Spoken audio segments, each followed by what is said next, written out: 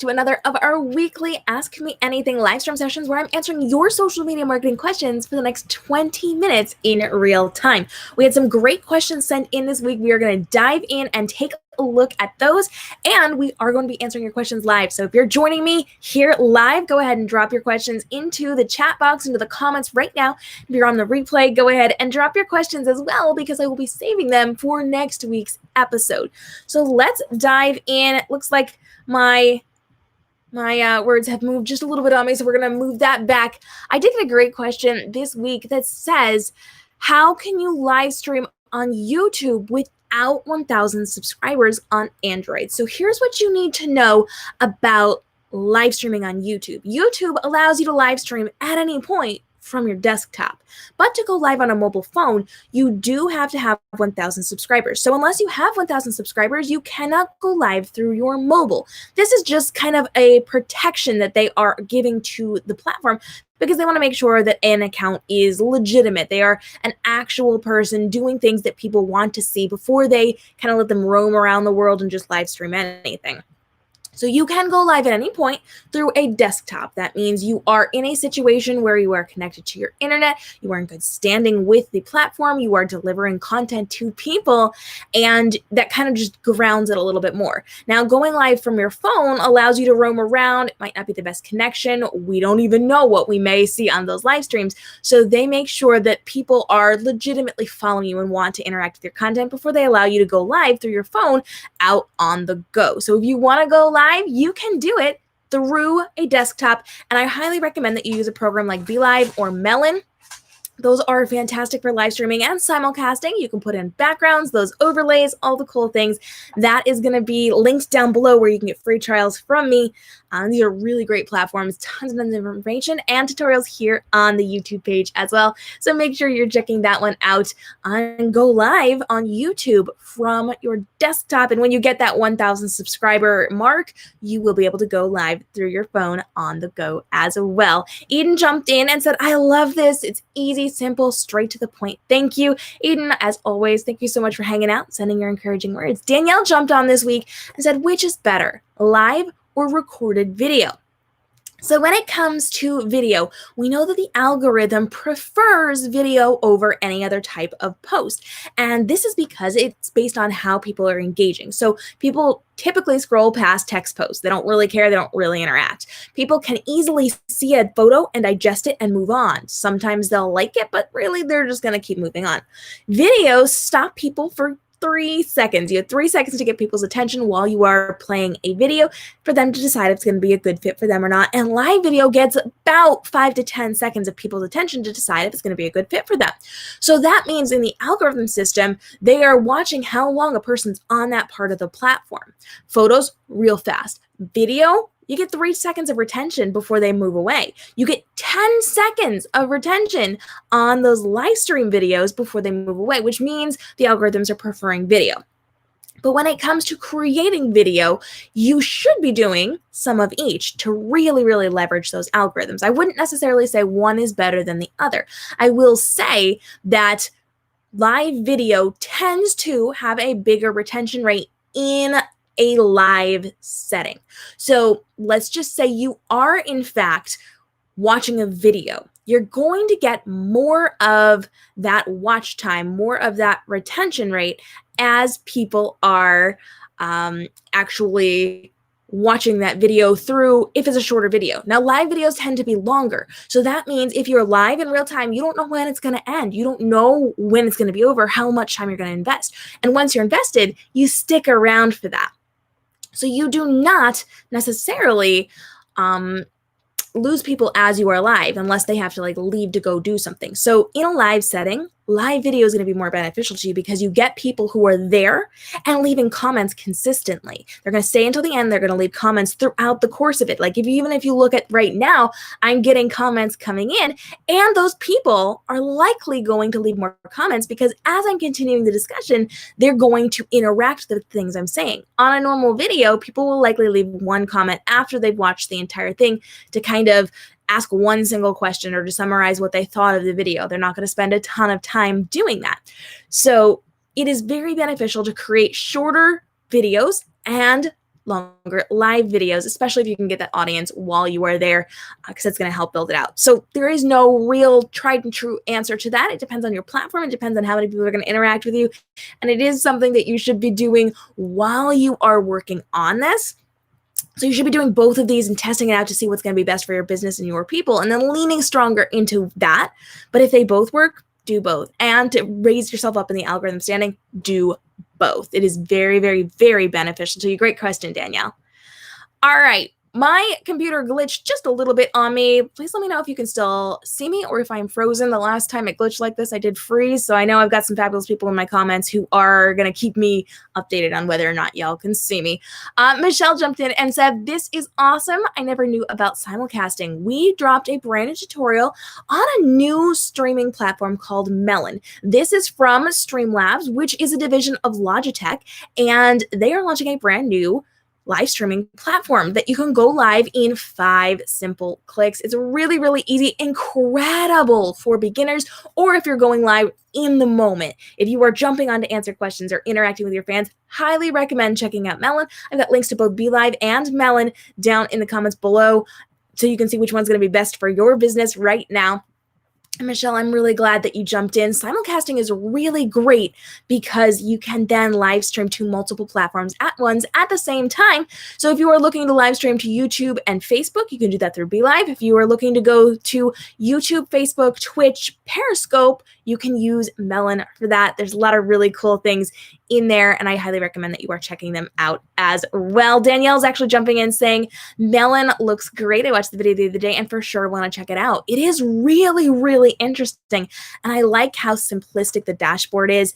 They've got some really cool customization options to brand to match your business," which I absolutely love. So Danielle, I'm glad you checked that out. And I definitely encourage you to check that out when you get the chance. Melissa jumped in and said, "My problem is that I have new features just for one of my Instagram accounts. I have 2 accounts on my iPhone. One is older and one is super new. The older account does not have the new features. What can I do?" And this was actually a question sent in by multiple people this week. So let's talk about this. Instagram rolls out new features in waves. Usually it's based on a couple of different factors. Mostly it is going to be by account. It can also be by country. It can also be by phone type. So there's a lot of different options for this. But in terms of your accounts being on one phone, and one has it and one does not, that means it is dictated by when the accounts were created. So it rolls it out in waves so that it does not bring down the entire Instagram system, and people will get it maybe one day, maybe another day, maybe within a couple of weeks of each other, and it's based specifically on accounts, not on the phone type that you are using in this case. So if you have several accounts on a single phone, just know it's based on when that account was created and what's going on inside of that system that it's being rolled out in waves. If you don't have a feature yet, don't worry, you will have it within the next couple of weeks. They're just doing it slowly so that you can not overrun the system, so that you can still function with that. Great question, Melissa. Thanks for writing in. And if you've got questions while you're joining me live, please go ahead and drop those for me. I would love to make sure that you are getting your questions in so I can get those answered as we go through the rest of today's questions. I see a lot is coming in here. We're going to get to all those in just a second. Jesse jumped in and said, "I love that you can customize fonts and make it super branded. Great video as always." We're talking all about Melon and how you can live stream and customize colors, fonts, like all sorts of things inside of that platform. So I'm very impressed with their customization options inside of Melon. Jesse, thanks so much for hanging out.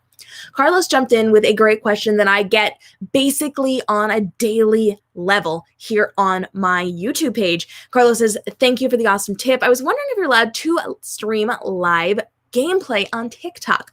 I stream on Twitch, and some of my TikTok followers want to see my screen at certain parts of the game. Am I allowed to do this live, or is it against any terms and conditions?" So there's a couple of parts to this, Carlos, and this is a fantastic question that I get asked a lot. So here we go. When it comes to streaming games, first and foremost, I just want to let you guys know you should be very careful doing it. I'm not saying you can't do it. I am saying that your games are copyrighted, and technically they can come after you legally for streaming those. They typically allow it. They typically sometimes encourage it so that it encourages gameplay in others. So it's kind of like marketing for them, but just be aware it is something that could happen if they decide they don't like what you're doing. Just be aware of that. That said, there are different platforms you can be live streaming with live screen sharing and certain platforms that you cannot. So you can live screen share on YouTube, on Facebook, on Twitch. You can screen share on Instagram, but only pre-recorded video and photos that exist in your phone's camera roll. And on TikTok, you have the ability to green screen, but only still images from your camera roll. So right now, TikTok does not give us this capability, nor does Instagram. The API for that is closed. We cannot do it any other way. But you can simulcast, if you would like, on Facebook, Twitch, and on YouTube, if those are options to you. And I do recommend looking into, specifically for gaming, I would go with YouTube because you can monetize it, and Twitch, because Twitch is more or less for gamers. So those are definitely places I would be looking at, but right now you cannot do it on TikTok nor on Instagram. Great question though, Carlos. Thanks for writing in. All right, continuing on. Danielle says, this seems really great and easy to use. I'll for sure have to check it out once I'm ready to start making live content. I think the tracker is my favorite part, and the customizable fonts and moving the screens around. Danielle actually chatted with me about this earlier this week. Very good points. I love that we can move things around, the customizing of fonts and colors. And I know Danielle is in love with the tracker down in the bottom part of the ticker down in the bottom part of the screen. So make sure you check out Melon. It's a really fun app. All right, continuing on. We had a great question about BeLive. So I was talking about screen sharing 2 live streams on YouTube and on Facebook, and they wanted to know if BeLive is safe to use. So BeLive and Melon are both very safe to use apps. They are partners of Facebook, of YouTube, of the different platforms that they are able to stream on. So not only are they allowed, they are partners of these companies. And that because of that, that means that places like BeLive get first access to new features.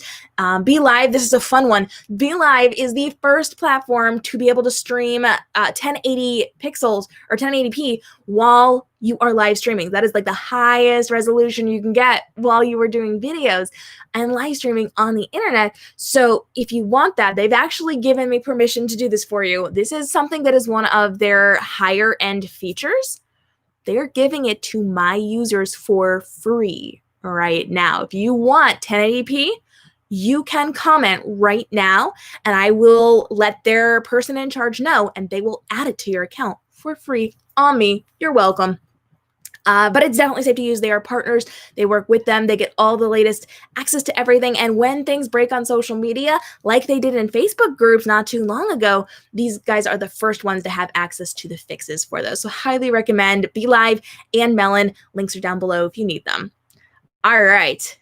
Let's go ahead and continue on. If you've got questions and you're live, I'd love to get them answered. We're here for about 5 more minutes, but I do want to prioritize the ones that came in. And I see there's a lot of conversation going on in my chat box today, which I love, guys. Thanks so much for that. 6-Figure Business Coaching said, this is amazing. Took notes quickly. I monetized my TikTok in 4 months. And I told you how to do it in this brand new YouTube short, which if you're not leveraging shorts on YouTube, you should be. It's basically their version of TikTok and Reels, and it's going to be really important to the growth of your platform. So now's the time to jump in. If you want more information on shorts, let me know. I'll make a video for you. All right, moving forward. As my screen freezes again, there we go. Danielle says, I've noticed some TikTok's videos display dates while others don't. Is this the creator settings or is this something TikTok picks and chooses to display? This is not in creator settings. This is a TikTok thing. And typically they do that if they have a high performing video and they don't want you to know it was shot 4 months ago or 8 months ago or a year ago. They will kind of remove some of that data so that it looks fresh and new to people who are seeing it for the first time, because they don't want people to be judging things based on when they were created if they are high performing things that people are engaging with and doing well with. So they will take that away or they will add that in or whatever. That's up to TikTok's discretion. But great question, Danielle. I have noticed that as well. We got a great comment that said, nice, I was looking for a solution and you gave it to me. Thanks a lot and wish you good luck in your life. We were talking all about how Reels has a brand new update that allows you 30 seconds of footage on Reel. No longer are we limited to 15 seconds, and I have my fingers crossed waiting for 60 seconds. I'll keep you posted on when that's coming. We did have another great question all about screen sharing on Facebook and YouTube. Can you share your screen when recording, not live? Yes, you can. So if you are recording off air, if you are just recording your video, you can screen share that as well to your people.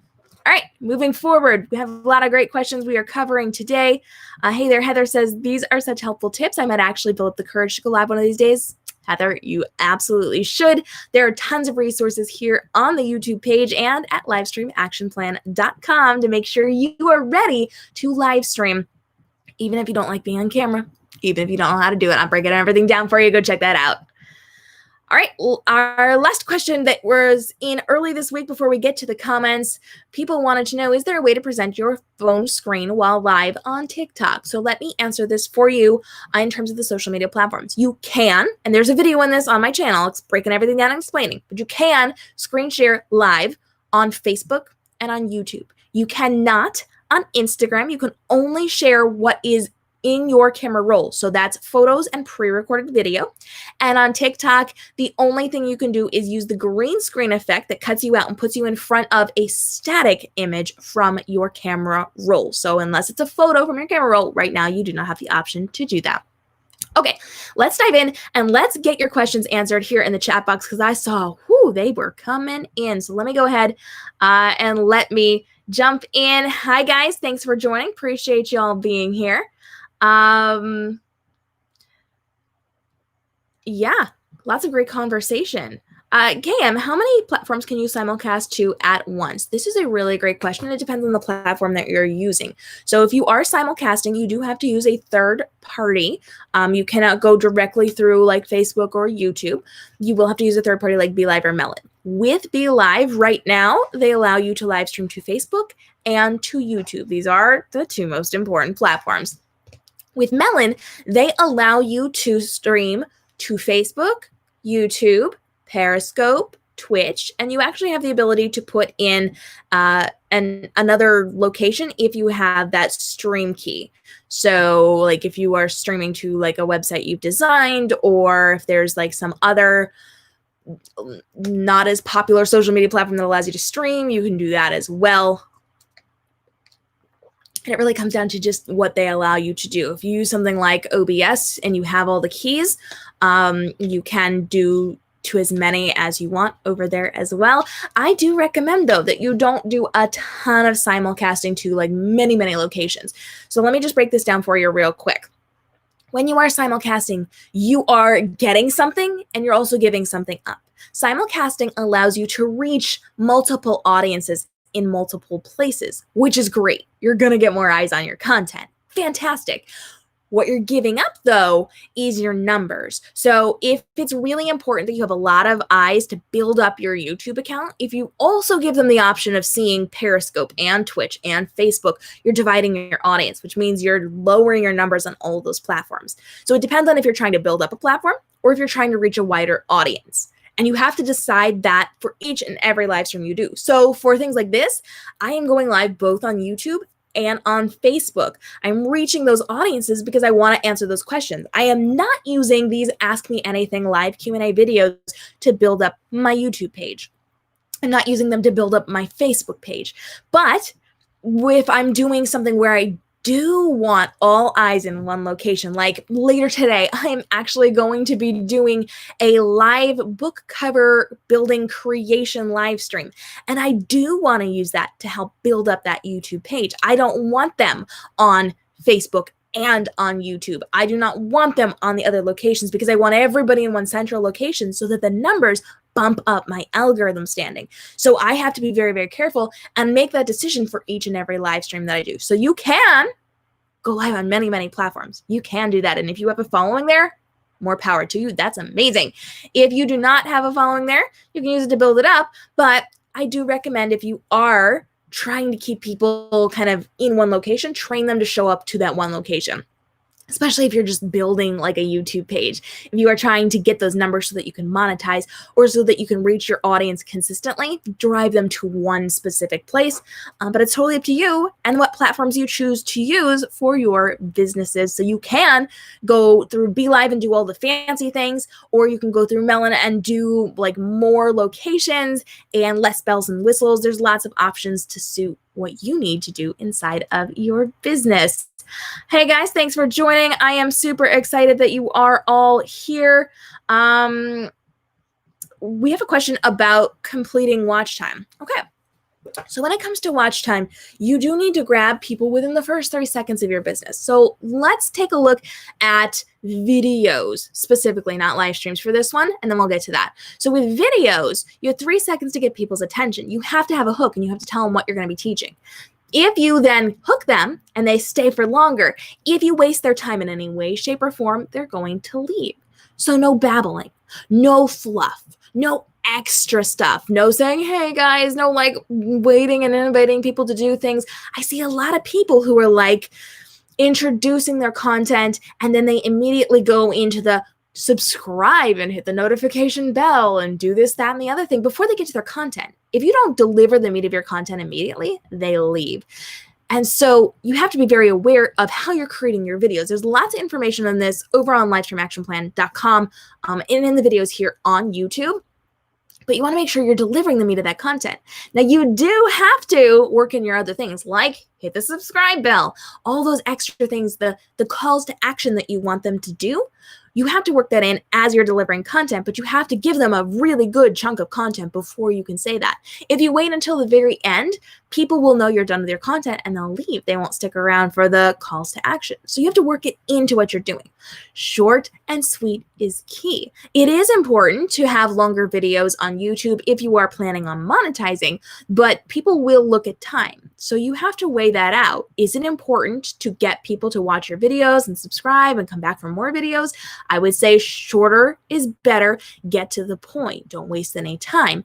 If you are trying to keep people on live streams, you have to be engaged the entire time. You have to be interacting with people the entire time. Again, we're not waiting for anyone to show up. We're not stalling. You have to remember with your live streams, people will mostly be watching your replays of this. So if they come on and you're waiting for 10 minutes for people to show up, they're going to leave. You've wasted their time. So don't waste their time. Give them valuable information, get in, get out, and move forward. If you have got a lot to say, maybe break it up into multiple videos. But whatever you do, make sure you're giving them actionable steps so that they can apply it to what they're doing. If you're creating entertaining content, make sure you're being entertaining throughout the course of your live stream or your video to keep that watch retention. And be aware that most videos, your watch retention, like if you're doing like 40% of your video, you're really good.